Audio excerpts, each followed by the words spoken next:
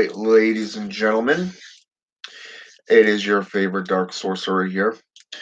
And today, I'd like to kind of talk a little bit about what's been going on as of late.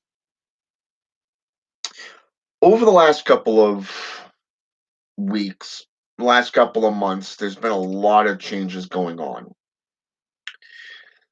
You know, been getting a lot of clientele, been getting, people who want rituals done. I've been delving heavily into the Mazajira, you know, been doing a lot of rituals, a lot of studying, ended up getting a couple, how should I say this? A couple books that I've been looking at. Really, one's really, really thick. It's like 8 books in one, 9 books in one. And I ended up getting another one pretty cheap as well that I've been really contemplating on. It was based off necromancy by Dante Abiel. You know, I've really been hearing a lot of good things about that book, and I wanted to check it out for myself. So I bought it and I started reading it, and a lot of it really is more like a storytelling. But it's more like something out of a fictional storytelling type thing of folklore. Think Viking, if you wish, where they talk about deeds within story and song.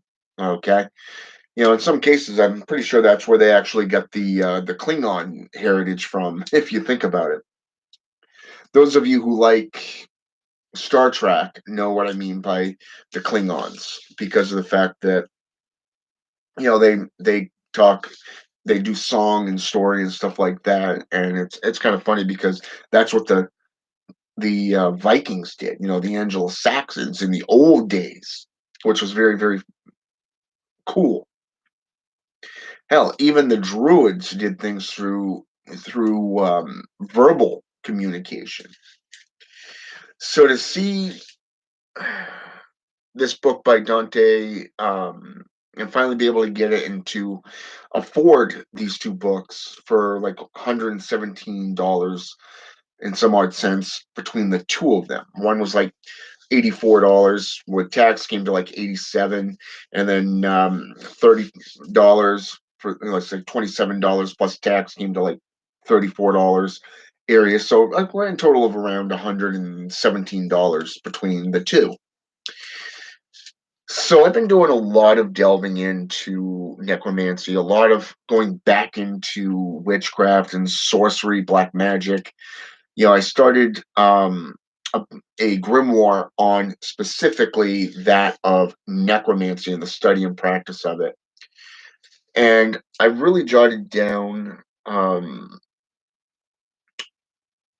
the one of the towers, the Tower of Atropy, and because I wanted that as a base and a guideline of the hierarchy. And I started going. I've been working with some of these beings for a while now. At least a year, 6 months to a year, and I've had a lot of good experiences with them, especially through the Mazajir Cabal system. And as my brother put it, the changing of the guard, so to speak. So I mean, it was kind of interesting because of the fact that I've really seen a difference since working with Zazel, the buried king, working with Zashira, the vile witch, and what's interesting to note about Zashira is the fact that in Profane Seals, her name is spelled with an EIRA at the end. And in a PDF I received, I found it interesting because the E is actually replaced by an A. So it was like, okay, what's going on here? You got 2 different spellings. So I decided to work with both, just try to see which one has more of an impact. but also to get in commune with the other members of the, I guess you can call them the servitors of Zazazel.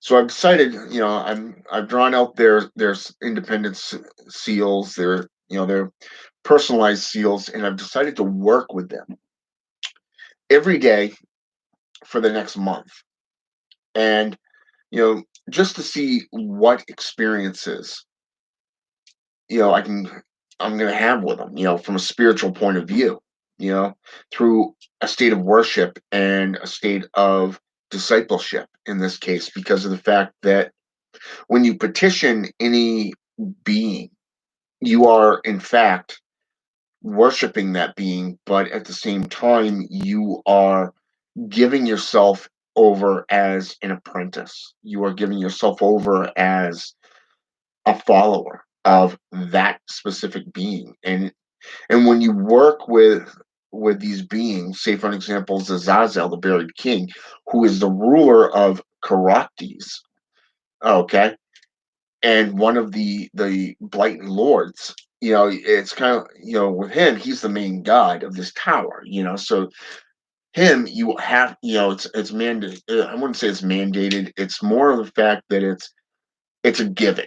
He's the primary deity, the deitas for that particular tower. So he would be the main focus of your ritual work. So much like Satan in Satanism, or that of Lucifer in Grimoire traditions. Okay, perhaps even Canunos in pagan and Wiccan. You know, you're gonna choose that main deitas for your ritual workings, and then you have to bring out the seals. You gotta begin to petition them. You got to give, offerings and gifts, and work with them daily to form that relationship and that overall bond between you and them.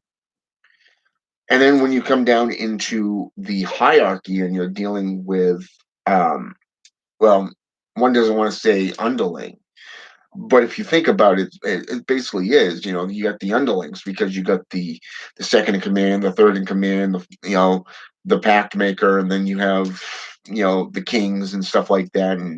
And if you're going by say for example the Grimoire traditions, you have the unholy trinity. You have Lucifer, and then you have Beelzebub, who's the second, and then Astaroth, the third.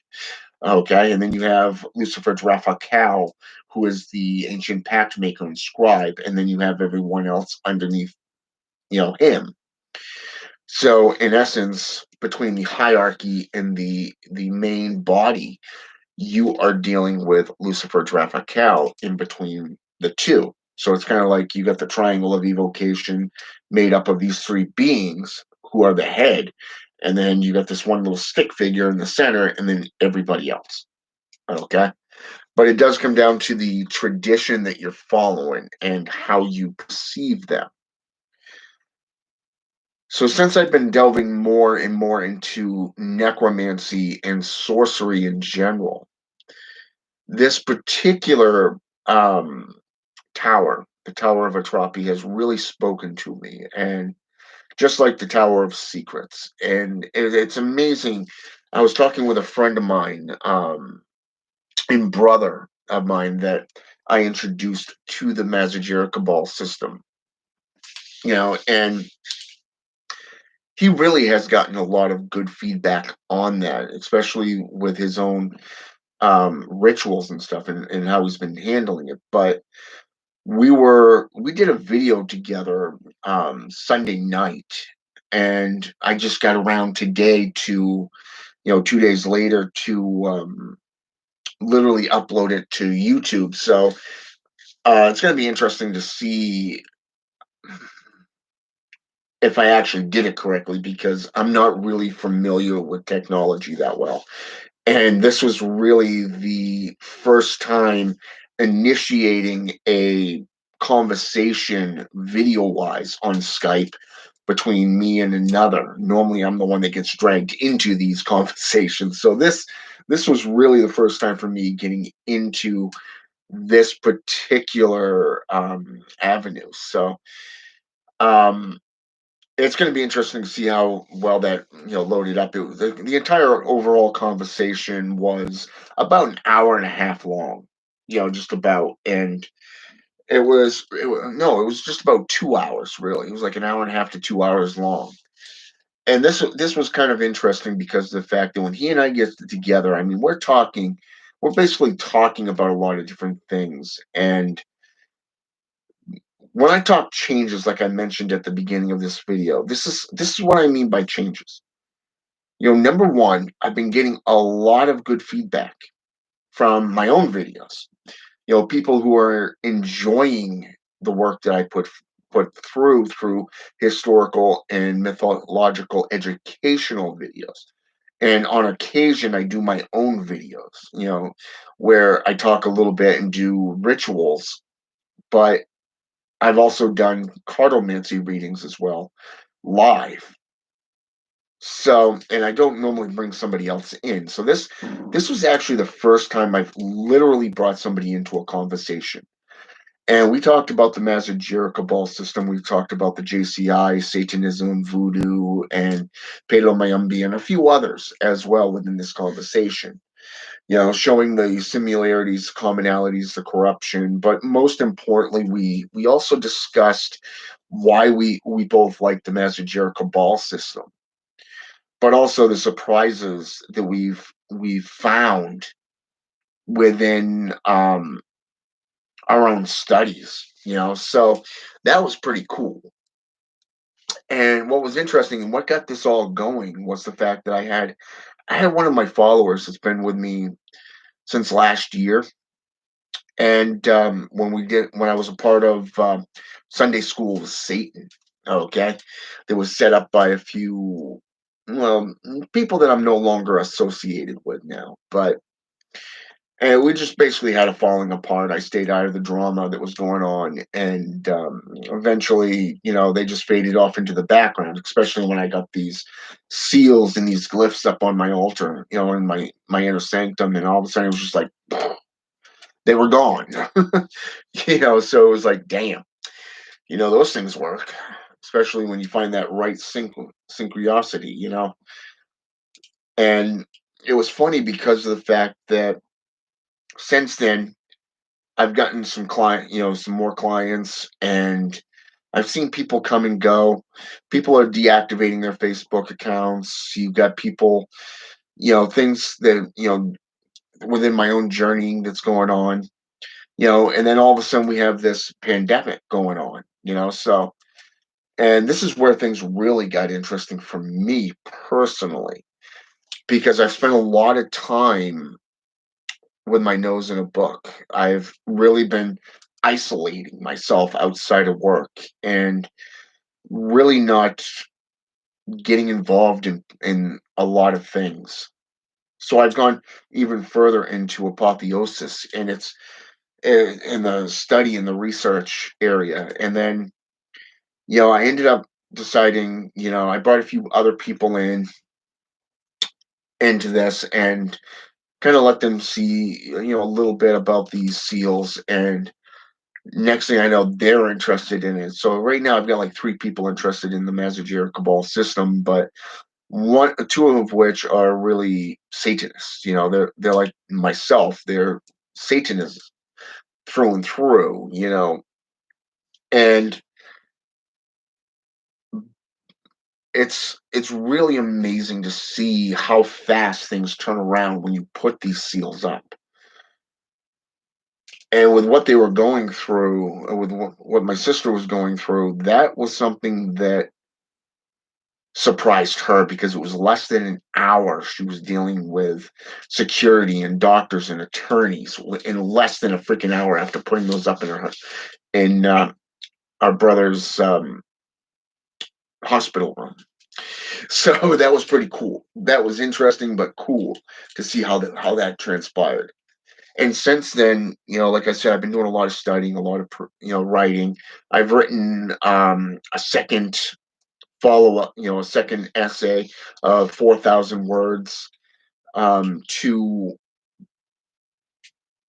follow up the first essay I did on the feared art of necromancy for a friend's book, and that really whet my appetite really really well to the point where I've been wanting to write a book on just that, just necromancy and practices and the dietas and all that stuff. So here I already have one essay done that was in a friend's book, Edgar Carval's book of Apotheca. It's an anthology to Apotheca or no Sabbatica. There we go. And it was interesting because of the fact that I turned around and I ended up. I mean, that first essay took me like almost 3 months to write. 3 months just to write and gather all that information. And then here, within 2 or 3 weeks, bam, I had the second one put out. And there it is. It's ready for publication. It's ready to be put out there, and I put it on in a few groups just to see what people think of it. You know, and in the meantime, I'm writing the third one and gathering the information for that.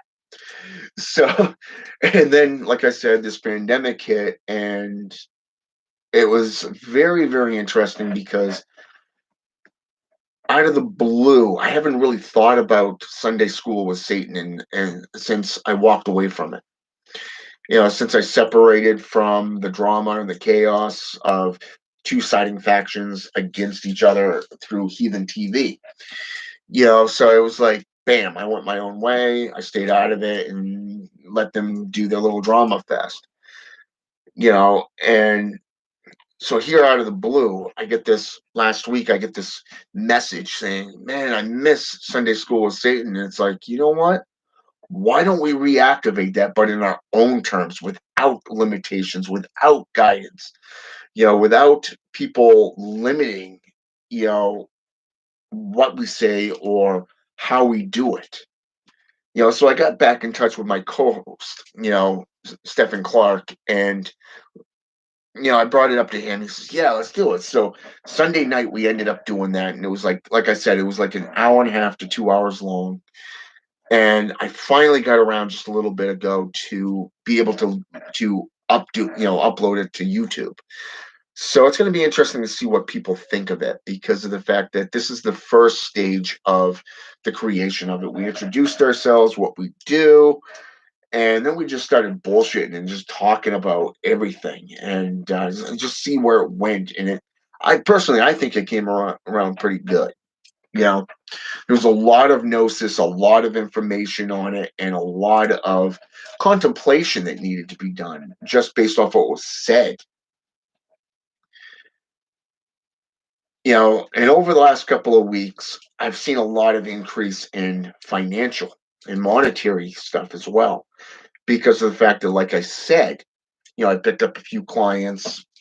But most importantly, you know, I got like 1,200, area from the government. And then all of a sudden today, my boss, he handed me a letter and an envelope. I didn't know what was in it. I just know that a couple coworkers were talking about it. So and it was interesting because I just looked at that and it's like, damn, if this is really going on, if you do the math, that's another $1,200 coming my way.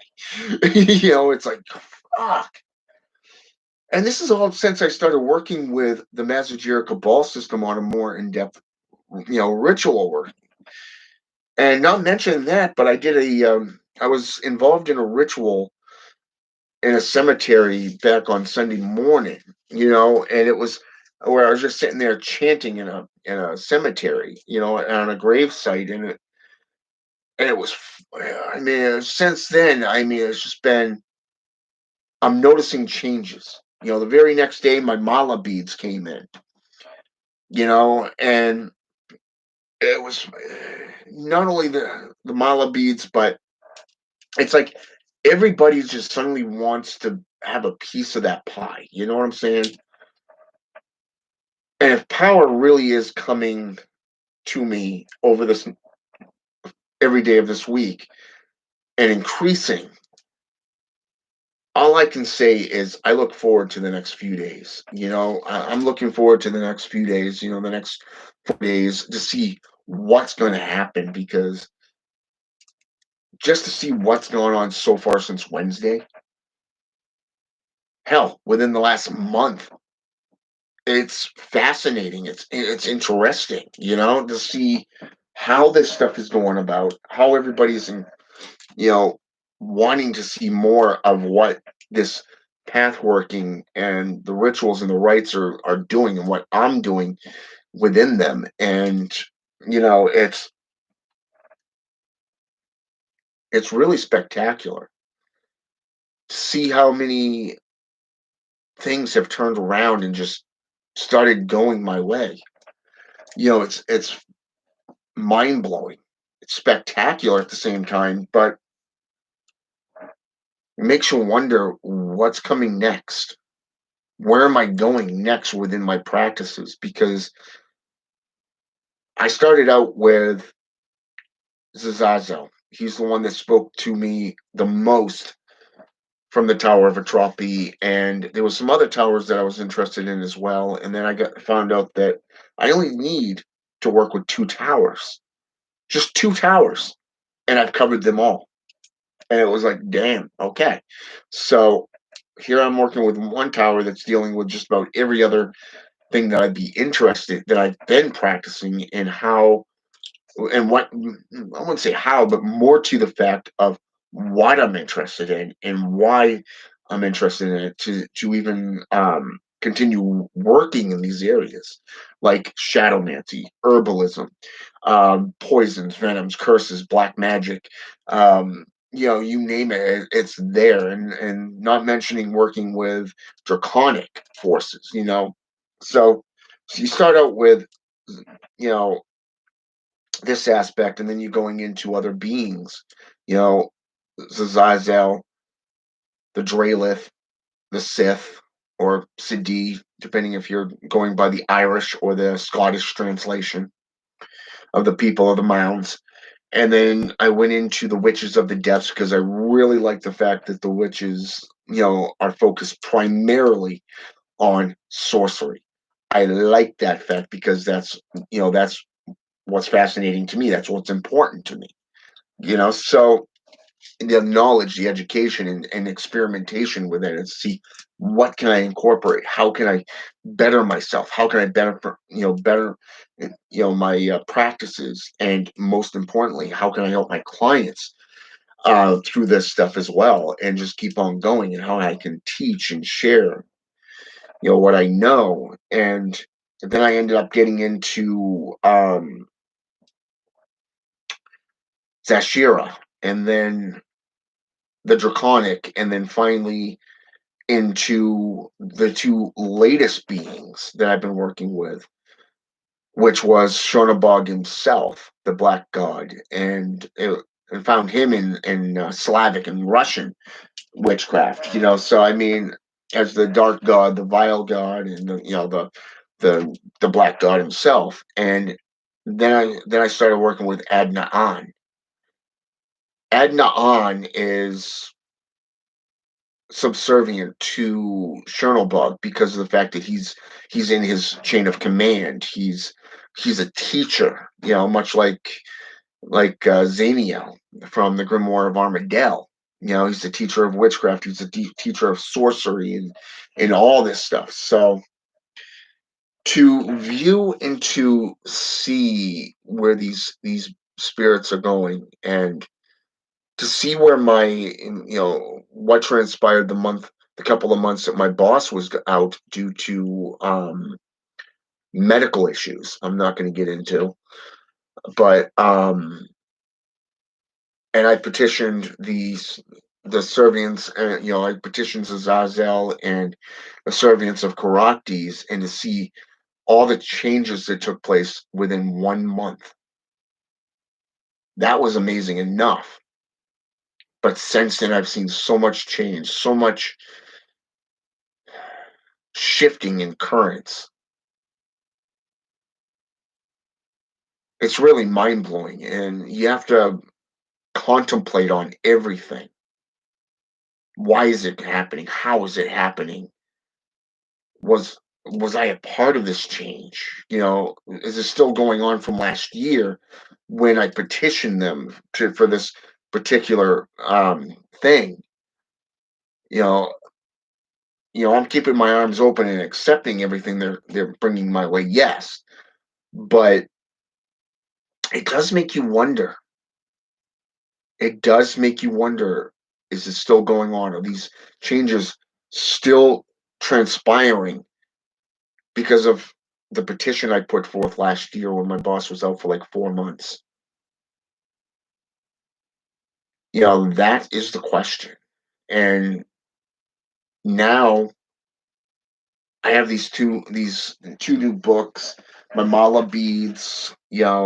I've seen so much money come into my world, my life, so many changes. And then I get this letter that my boss gave me today, and it's like, fuck, what the hell's going on, And it's like, of course, guys, you don't have to thank me because I'm just doing what you pay me to do. I'm doing my job, you know.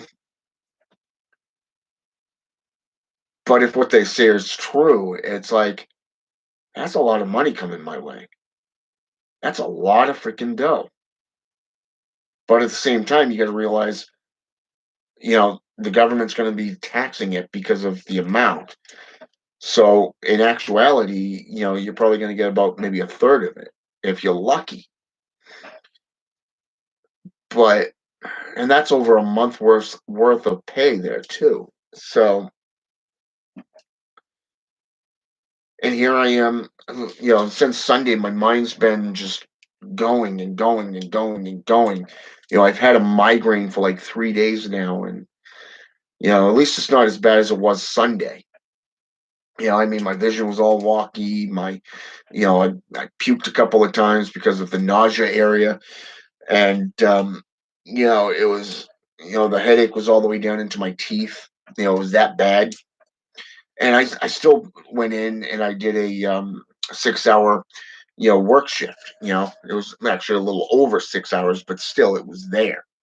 And it was like 6 hours and 15 minutes, I think, if not a little bit more.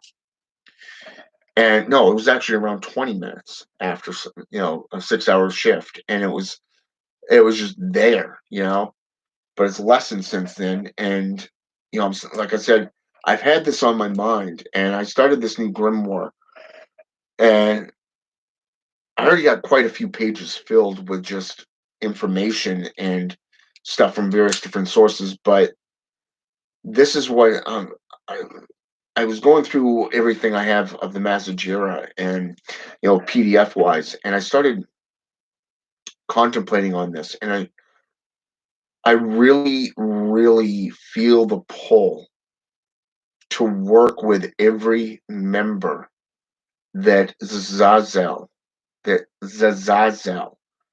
has in his chain of command in the Tower of Atrapi. I'm really feeling that pull. And because I've been taking the suggestions coming my way, it's and taking it to heart and to practice and seeing how, and then seeing people come to me and saying, well, the spirits are talking about you. And it's like, I'm pretty sure that's a good thing when they're talking about you.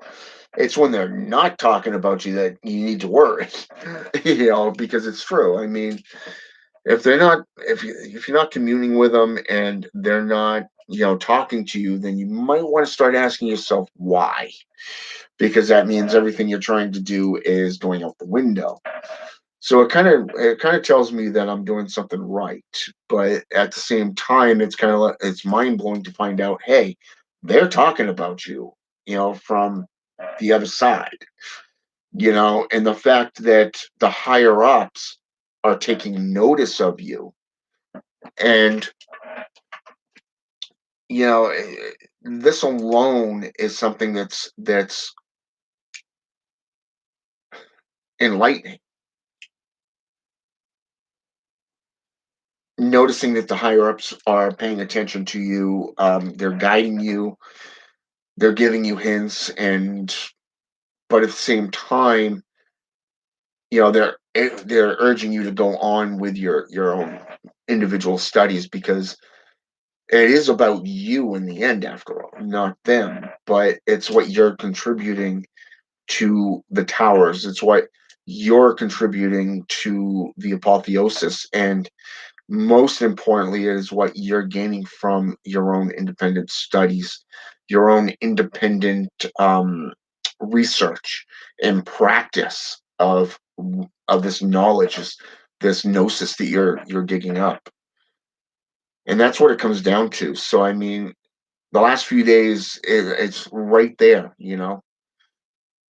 It's in your face type thing, and it's really spiritual. It's really intuitional. It's right there, and it's underneath your skin. It's and what I found interesting is even though that this ritual took place in the hour of meridian, what's ironic is the very next day, Monday, I went out to get my hat from my car and found a blackbird upside down, dead by my car. My car. It could have landed anywhere. Okay, it was just like it just fell from the sky as it was flying over and just went bloop. Literally not even 15 inches from my tire in my car door, my driver's side car door. So I looked up the omen on this, and this is something that got me thinking. Blackbirds, dead blackbirds are an omen of death. It's basically the symbiosis of metaphysical death. The end of some kind of journey. It's the end of bad luck, bad relationships. It's the journey of knowing that the hard times are coming to an end. And the thing that out of this omen that caught my attention was metaphysical death. Metaphysical death. And what this means is the necromancer side of me, the fact that I practice necromancy on a pretty much full-time basis nowadays. I haven't really been practicing Satanism or demonolatry. I have called on demons from time to time because of like Astaroth, Beelzebub, Asmodee. You know, these beings are primary in my rituals. And what's ironic, well, I wouldn't say my rituals, it's more of my practice because number one, Astaroth is my patron. I got her tattoo edged on my skin, literally. She's my patron, demoness. She's a third in command of the underworld. I'm, Abaddon's my creator, and here I am practicing necromancy, and I found it ironic that as soon as I started working again with Hecate,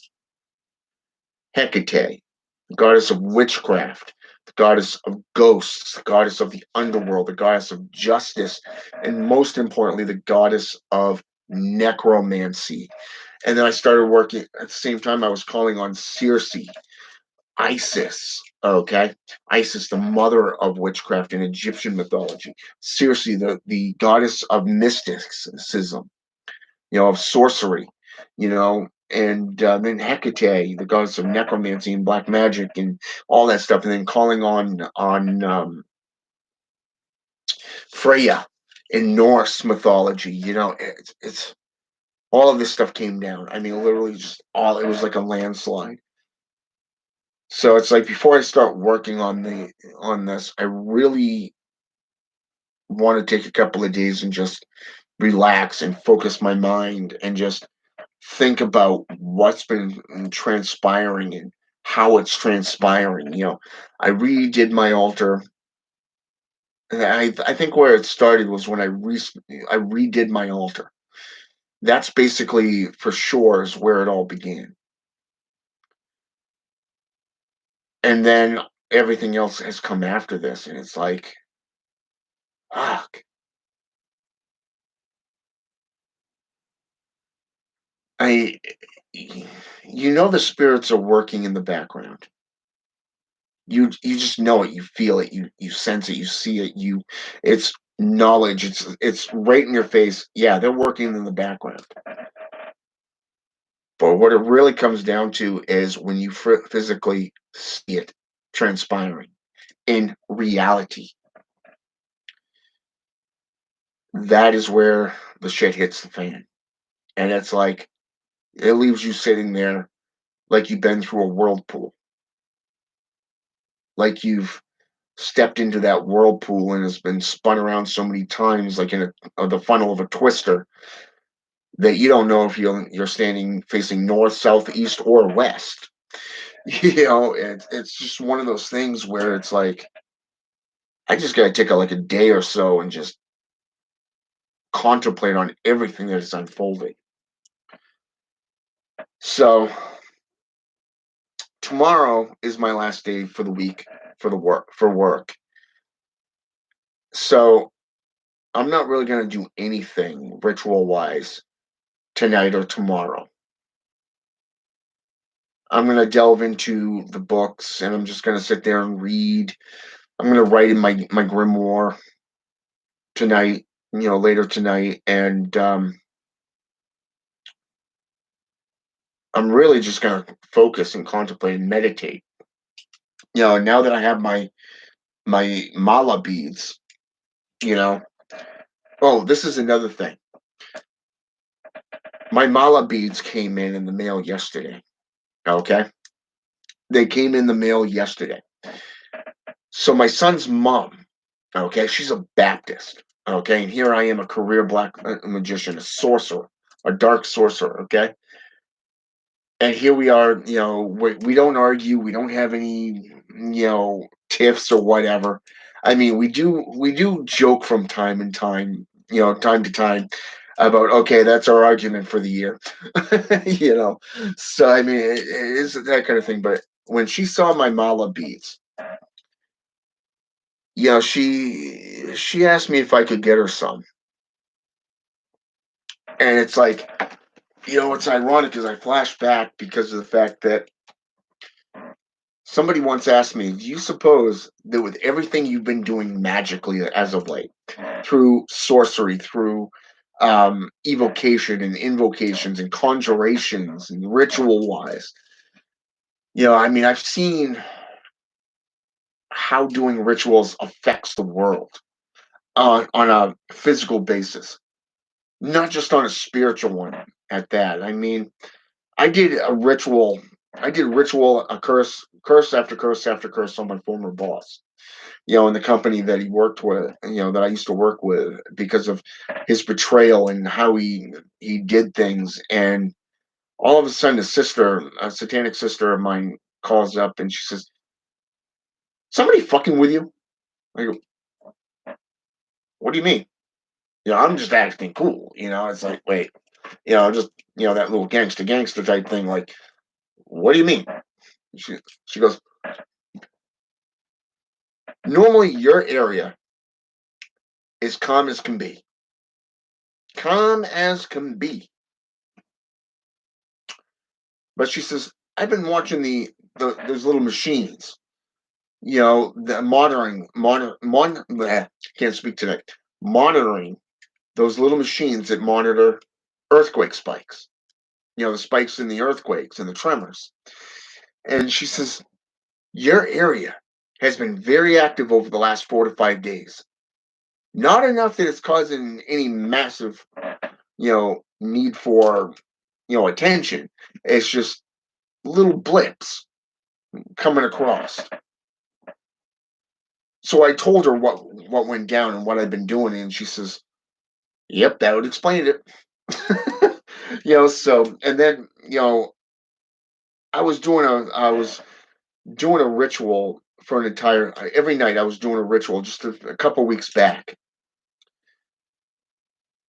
and my brother who lives up in Canada, brother John Saunders, he and I were communing one night, and he says, "Dude," he says, "Bro, listen."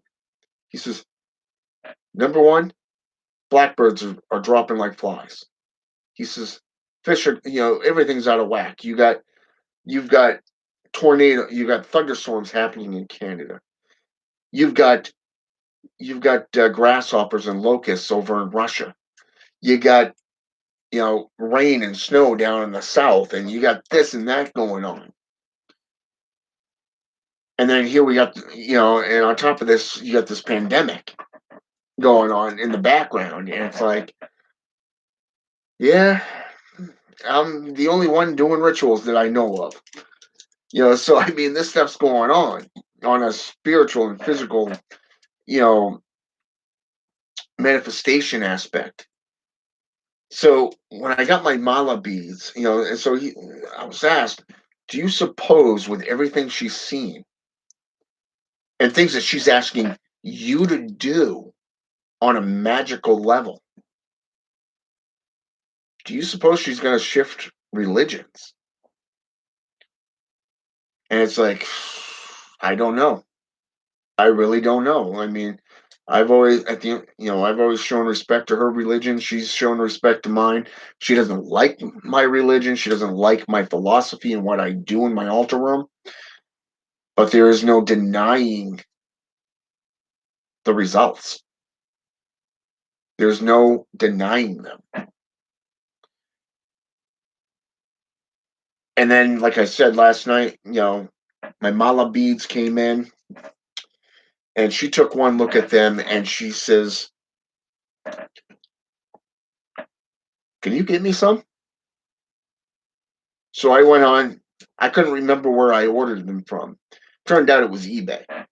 But I went underneath Amazon and I ordered them. So instead of paying like $7, I ended up paying like 11 and for both shipping and handling. So she'll have hers next week. And I mean, I know she's had her gallbladder taken out in emergency surgery. She just got cleared yesterday to go back to work. So this week she's got 7.5 hours, through her job. So I mean, financially speaking, things are looking up. Through physical things are looking up. You know, Drama's going out the window. New projects are being put into play. The changing of the guard, as my brother so down in Louisiana so colorfully put it, is taking place. Their new website is up. The Mazajira Cabal system, their new website's up and running, and probably they're going to be adding more things to it. I don't know. That's up to them. It's above my pay grade. That's all I know. But all I gotta say is there is no mistake in the fact that since I started working solely with the Mazajira Cabal system and getting into necromancy and blood sorcery and getting and utilizing both evocations and invocations and conjurations and seals, there's been a huge difference in my sorcery. Not just that, but to see my son's mother, who's a Baptist, come to me. Number one, she's already got 2 tattoos, which goes against the 10 Commandments.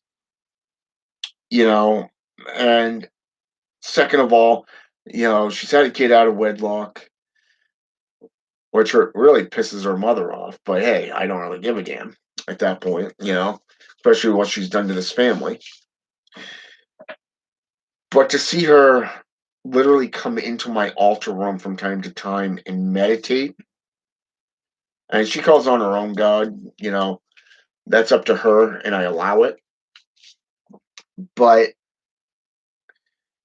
then all of a sudden she asked for mala beads.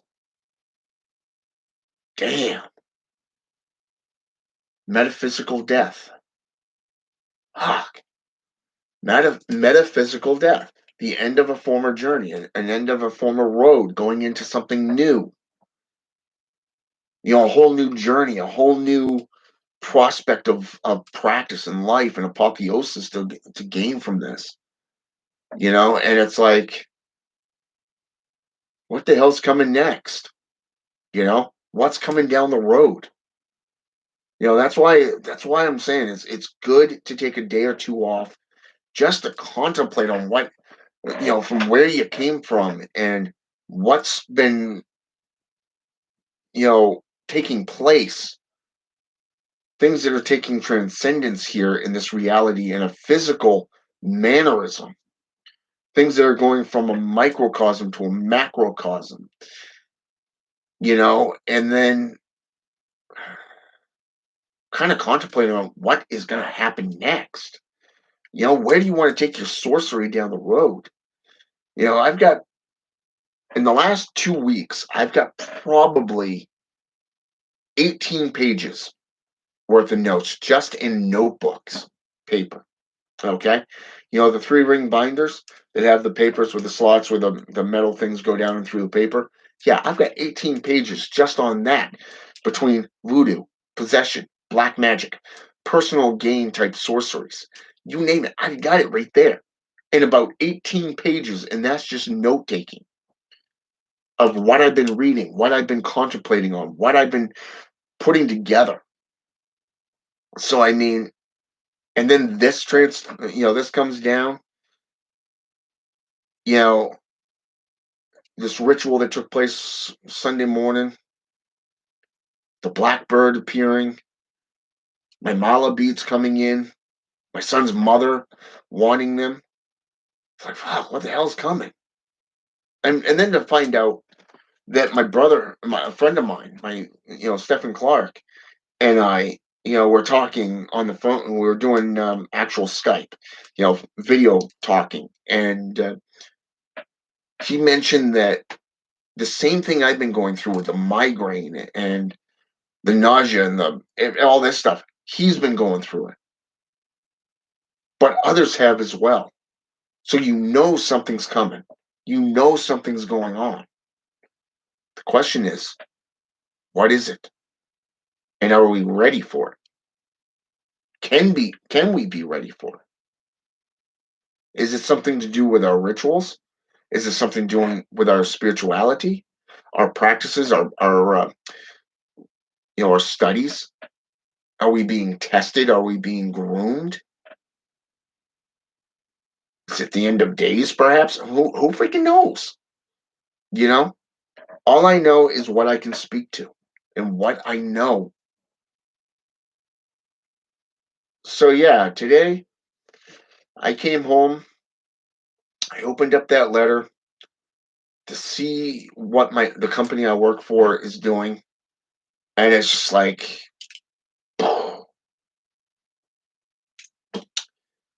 yep, another Gibbs attack, where he smacks you in the back of the head, and it's like, wow. So yeah, tonight and tomorrow I'm taking off, and then starting Thursday, I'm going to be doing some rituals. I'm going to be doing some discussions on necromancy, herbalism, even. And I'm going to be starting off with herbalism, because the fact that I want to talk about that, there's a lot that can go on with that, a lot of different usage. My last video that I did really discussed that a little bit, talked a lot from the voodoo or Haitian voodoo perspective of powders and stuff. I've talked a little bit about some fruits and vegetables that can help you as well, and what they can do for your body. But what I have planned, that's something that's going to be blowing people's minds, because I want you to know about them. I want you to see them. I want you to be able to go out and study them, to do it for yourself, not for somebody else. So with that said, I'm going to wrap up this video, and yeah, see ya Thursday night. or sometime Thursday. Okay. Have a good one, and I hope things are going well with you.